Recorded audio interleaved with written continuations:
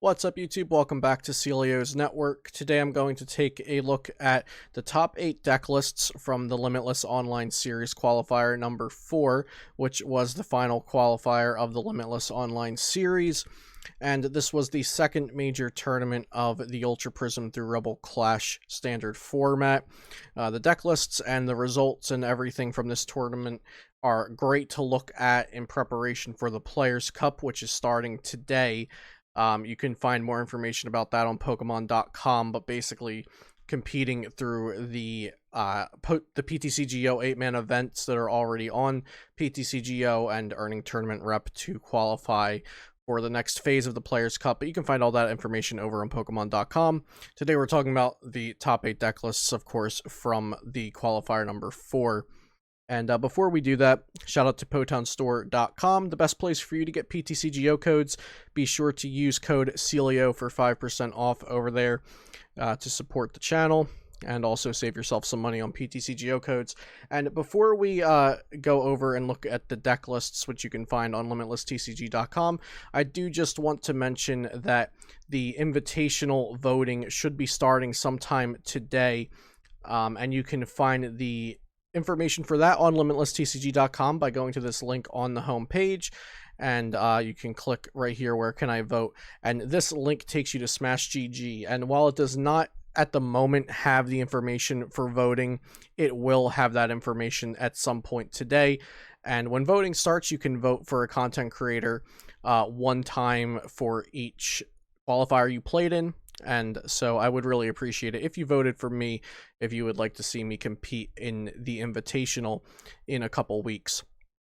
But now, without further ado, let's go on to the qualifier for top 8 deck lists and start taking a look at these lists. You can already get the top 8 lists over on Limitless, and I'm sure they'll have the rest of the day 2 lists up soon. Starting out with the 8th place list from Justin Bakari. He piloted Pikarom to a top 8. Justin is actually a local of mine in New Jersey, and a very good player. So he played Pikarom. This isn't too much different from the tag call list that we saw win the qualifier 3 2 weekends ago. It does have a couple differences. I believe that in qualifier 3, that list was using tag switch instead of energy switch. Let me just refresh the page so the pictures show up. So Justin played 3 energy switch, and I do believe that the first place list from qualifier 3 played 2 energy switch, 1 tag switch. I really like the versatility of just having the 3 energy switch. I'm not a big fan of the tag switch, so I like that. He played a Big Charm and an Air Balloon. Now, playing 2 different tools can be good because you're playing the Guzma Hollow with the little tag call package going on. But I did test out the first place list with the Air Balloon, and I wasn't really a fan of Air Balloon. Something I'm a fan of in Pikarom is playing a Power Plant to combo with your Reset Stamp. Now, that's not in here. Of course, it's kind of a preference call, but I did like the Power Plant Stamp combo in most decks going into this weekend. Other than that, playing the Tag Call engine allows you to play a Mallow and Lana pretty easily, and he also played an Eldegoss V to get back that Mallow and Lana. And that's really, really good versus Dragapult VMAX, and I have to imagine that probably helped him against that matchup at some point over the weekend. As for the Pokemon lineup, it's pretty standard. The 3 Dedenne, 2 Boltund, 2 Pika, 1 Raichu, 1 Coco Prism, and then 1 to 2 Zeraora GX are pretty standard throughout lists. Players choose either to play Eldegoss V or to not play Eldegoss V. I think usually if you're not playing Eldegoss V, you play an extra Boss's Order or an extra Great Catcher. And then he was also playing a Marshadow and a Mew. The Mew's good because it's good against mirror matches, and it's good against Baby Blounds because they like to use Cramorant in the late game to pick off a Dedenne for their last 2 prizes. And of course, the Marshadow can get rid of Chaotic Swell. Something else interesting about this list is that it's playing 11 Lightning and 2 Speed. Now, I have seen most players just defaulting to 4 Speed Energy. I myself have done that, and I do think Speed Energy is very good. But there are players like Justin Bakari here, who decided that they would rather have some extra cards like the Tag Call Engine, the Malalana Guzmahala Eldegoss V for consistency in other ways, or even utility in other ways, as opposed to running the 10 basic Lightning Force speed or the 12 basic Lightning Force speed. So cutting down on the energy a bit compared to other lists, but 13 energy is still a lot of energy and certainly plenty to work with. Let's go over to the next one. We're looking at Andrew Wambolt's Spiritomb Ultra Beast list. So I'm really excited about this one since I played Spiritomb Ultra Beasts in Qualifier 4. Unfortunately, I lost my winning in to Dragapult VMAX and finished 8-5. I'll be doing a deck profile on the deck I played and also showing some of my highlight rounds later in the week. But let's look at Andrew's list here.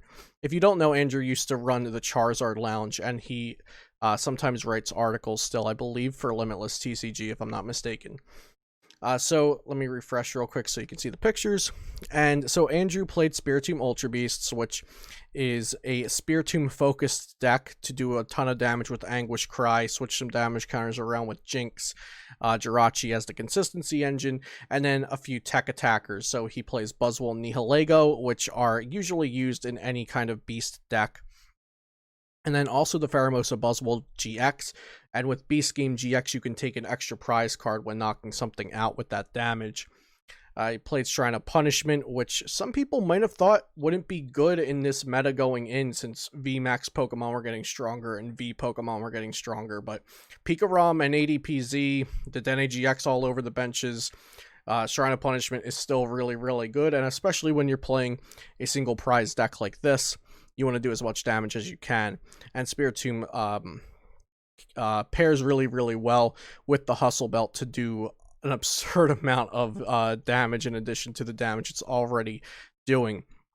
There's not really too much interesting stuff to talk about here, and I don't want to do a full deck profile since I will be talking about my own deck and kind of showing you how Spiritomb works later in the week with that list. And I don't want to do full deck profiles for every single top 8 deck today, but I did just want to point out some of the interesting things about this list, and also the Tapu Fini to really, really secure the Baby Blounds matchup, which I think without Tapu Fini, that matchup is kind of close, maybe still favorable, but Tapu Fini really secures it in my opinion. And I think this was a really, really good deck choice for this weekend, my top deck choice myself, so I might be a little biased there. Next we have Ilya at 6th place with Ultimate Mewtwo, playing quite a variety of Pokemon as Mewtwo decks usually do. You may be familiar with Ultimate Mewtwo as the deck that Henry Brand played earlier in the season, and that's kind of where it was popularized, but it's changed a little bit recently. It plays Mega Sableye and Tyranitar GX, so Greedy Crush can take extra prizes on GX and EX Pokemon, and it can just one-shot Dragapult VMAX, not taking the extra prize card, of course, but it does double damage because of weakness, so that's good. And the deck, of course, powers all of this up with Soul Burst GX, copying that with a Mewtwo Mew GX as early as turn 1. Something else interesting in this specific Ultimate Mewtwo list is the one of Cryogonal, and I am a big fan of Cryogonal. Again, I'll talk more about that when I cover my Spiritomb list from the weekend, but Cryogonal's Frozen Lock, 10, your opponent can't play any item cards from their hand. This is a lot more impactful than some of you might think. At just random situations throughout the game, you can't get off the attack you want, you need one more turn, and let's Marnie the opponent, Frozen Lock, maybe we'll give ourselves one more turn to work with there. And so I think Cryogonal is a really unique inclusion, really cool for this deck. I can't think of exactly where you'd want to use it in this deck, but I'm sure there's, like I said, a lot of different situations that come up that you could try to take advantage of the item heavy format and try to lock your opponent there for a little bit. And another one is Marshadow Machamp. There's some tag team GXs or some GXs in general that have been popping up in these Ultimate Mewtwo decks that are a little new, like the Mega Sableye Tyranitar, the Zoroark Greninja tag team, and then the Marshadow Machamp.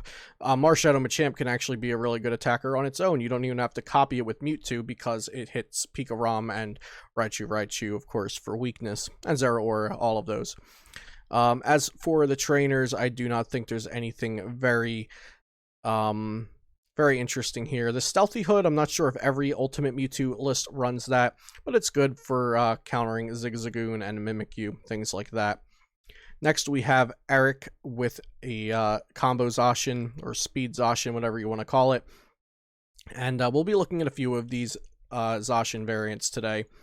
And so if you don't already know, I did cover this deck a bit in depth, and you can find that video in the link in the description down below. But basically, you want to put a Jirachi Prism into your prize cards, so you can then take it, and then you get an extra prize card when you take this as your prize and put it down.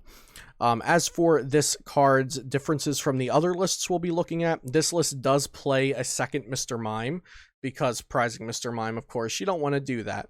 And it is best of one, so if you prize it once, that round could be over because of you missing one of your important combo pieces. So this list did decide to play a second Mr. Mime, just for consistency and not, you know, prizing the card that you really, really need. And it also plays a Duskmane Necrozma, Dusk Shot to do 60 damage to one of your opponent's Pokemon GX or EX. This is another card I think people assumed would die out because of the rise of Vs and V Maxes, or at least them getting stronger, but GXs are still everywhere. GXs are still very relevant, so Duskmane Necrozma is very good, especially versus adpz and against Pikarom, of course, since they are very GX heavy. And then there's also a mobile GX with Captivating Wink to counter Obstagoon, Galarian Obstagoon decks to make them put Pokemon onto their bench. And of course, this could really be used against anything to make them put Pokemon onto their bench if it's not going to be a liability on your board. Tapu Fini to counter Baby Blounds, which Baby Blounds is definitely the bane of a few decks' existences. And then in the trainer category, I don't think there's really anything too unique to talk about there.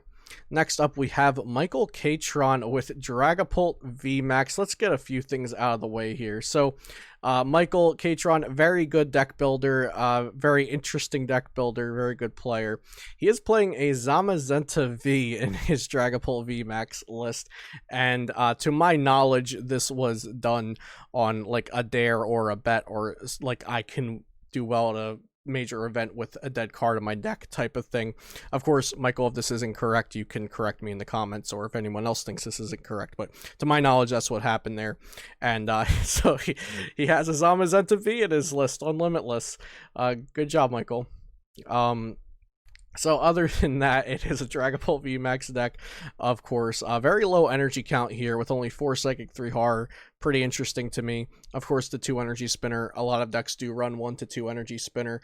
Something I like about this is the Double Plant, Double Stamp, which my second choice for the weekend was Dragapult VMAX with Double Stamp, Double Plant in it, because I think that's really, really important versus Pikarom and Baby Blounds. Plus, it's just good against everything. So it's kind of a Pikarom Baby Blounds tech, but it's also just generally strong. So I really like having that combination of cards. I know Michael has favored the Crushing Hammer builds of Dragapult VMAX. And while I don't really like the Crushing Hammer builds, they have been seeing success. So there's definitely merit to them. There's definitely a reason to respect the Crushing Hammer builds. One thing I don't like about the list is it's lacking Scoop Up Block Mime, the Mr. Mime from Team Up that stops your opponent from scooping up cards that have damage on them, and I think that could have actually been really, really strong in this meta with all of the speed Zacians doing really well. Next, we are going to go on to Cosee, or Cosee, sorry for the mispronunciation, with the other Pikarom in top 8. And this one is not the Tag Call variant. Oh no, okay, I have mistaken. It is the Tag Call variant, but they're also playing Volkner. My bad. I could have sworn I looked over this one, and I guess I didn't, so here we go. So this is playing Tag Call, and it's not also playing Research, which is kind of interesting to me. So they're very low on the burst draw. Actually, they're incredibly low on the burst draw. They only have 1 Dedenne GX. They're playing 3 Jirachi. This is... Wow, okay, you're really getting a first impression here, as you can tell from my reaction. This list is very interesting. Just right off the bat, I want to give my reaction that if someone showed me this deck, I'd probably have found 10 things I didn't like about it and said I don't think this list is very good. But what do I know? This isn't top 4. So 3 Jirachi, 2 Pika, and then 1 Raichu, 1 Coco Prism, 1 Eldegoss. That's pretty normal. Only 1 Boltund V instead of 2. Okay, I can live with that. Only 1 Dedenne GX instead of the usual 3 or 2. That's very odd to me. The 1 Marshadow, of course, is pretty, I'd say kind of 50-50, maybe even more, that Pika ROMs play this. And then no Zeraora GX, which is kind of strange to me. So then the supporter lineup is 3 Volcaner, and then we've got 2 Guzmahala, 2 Marnie, 1 Malolana, and 2 Boss's Order. No Cynthia, no research, no like big draw card in here, and only the 1 Dedenne GX. So that's very, very strange to me. Looking at the rest of the list, there are 3 tag calls, so you can get your Guzmahala and then, you know, draw with Speed Lightning Energy. And I guess that's kind of the idea, that you're going to draw with Speed Lightning Energy instead of research, and you can get your Thunder Mountain as well with Guzmahala. I'm just not sure I would play this list over one of the other lists. Also, we've got Vitality Band and Big Charm, whereas Justin's list played, I believe, Air Balloon and Big Charm. And this one is playing the Power Plant and the Reset Stamp. Like I mentioned, I was a big fan of Power Plant Stamp going into the weekend. So really interesting Pika list here, top 4. Definitely let me know what you all think about that one. And then let's go on to the top 2. Of course, Azul Garcia Griego in top 2. It was very exciting to watch his stream. I started watching it probably in the last round of Swiss today, and then when it got into top 8, it was really, really hype. So he played combo Zacian or speed Zacian, whatever you want to call it. Of course, I did a deck profile on the first place list, like I mentioned. And Azul also played the 2 Detective Pikachu Mr. Mime. I actually didn't realize he played 2, so to not prize it like the other one we looked at, I mentioned that. So everything else is kind of actually really, really similar to the other top 8 lists we looked at, because they both play the Duskmane Necrozma promo. Azul plays the Tapu Fini, of course, to counter Baby Blounds. Azul was not playing the Mawile GX, though, to counter Obstagoon. Other than that, nothing else really popping out, catching my eye here, except he also did play the 2 Mr. Mime. Now, on to the first place list, Takedo Seki. I did do a video on this already, so we'll just make this one brief, but pretty interesting here. He was playing Sonya, which, to my knowledge, hasn't had much competitive success just yet. And it's a supporter card that might be underlooked or underplayed or undervalued, something here. But this player definitely made it work and won the whole tournament using it in his deck. So Sonya is able to get 2 basic Pokemon or up to 2 basic energy cards. Pretty good when you're playing a combo-based deck. And Takedo's deck is the one actually playing the 1 Mr. Mime. I thought him and Azul both played only 1. But Takedo was the odd man out, playing the 1, while the other 2 Speed Zacians in top 8 played 2. Takedo was playing the 2 Metal Goggles, while the other 2 players did not play defensive tools for their Zacian V. The first place list does have Metal Goggles in it, and Metal Goggles is bugged on ptcgo, and it blocks horror energy damage. So versus Dragapult, attacking in with a goggled Zacian does not take horror energy damage when it's attached to your opponent's psychic Pokemon. So something interesting to note here. I have no idea if this player knew that going in, if players switched to Metal Goggles upon finding out about the bug to their advantage. Of course, that's completely fine, because Limitless said they weren't, you know, banning the card or anything. They have no control over ptcgo. Definitely an interesting kind of variable to take into account of this tournament. Things like this happen. Rulings are wrong in IRL tournaments. Sometimes this was a bug on a game. So something interesting there to note about that for sure. Playing the tool Scrapper to get rid of something like Big Charm or Metal Frying Pan, and also Shrine of Punishment to spread damage around, as they were not playing the Duskmane Necrozma. They have Shrine of Punishment, and then of course they could also spread some damage around with Mew. And I was about to say Mawile, but with Mew's Psy Power if they had to. So that is the top 8. of Limitless qualifier number 4. Let me know what you think, especially about the Pika list that I was a bit surprised by. Definitely didn't expect it to be that out of the ordinary. But I'm glad I captured my first impression on that one. I thought I looked over all of the lists prior, but I guess I skipped over that one. But I hope you enjoyed this video. Please consider voting for me in the Limitless Invitational content creator voting. I'd really appreciate that if you'd like to watch me compete in the Invitational. Check out PotonStore.com for all of your ptcgo code needs. Subscribe to this channel if you enjoyed the content and you would like to see more in the future. And I'll see you next time here on Celio's Network.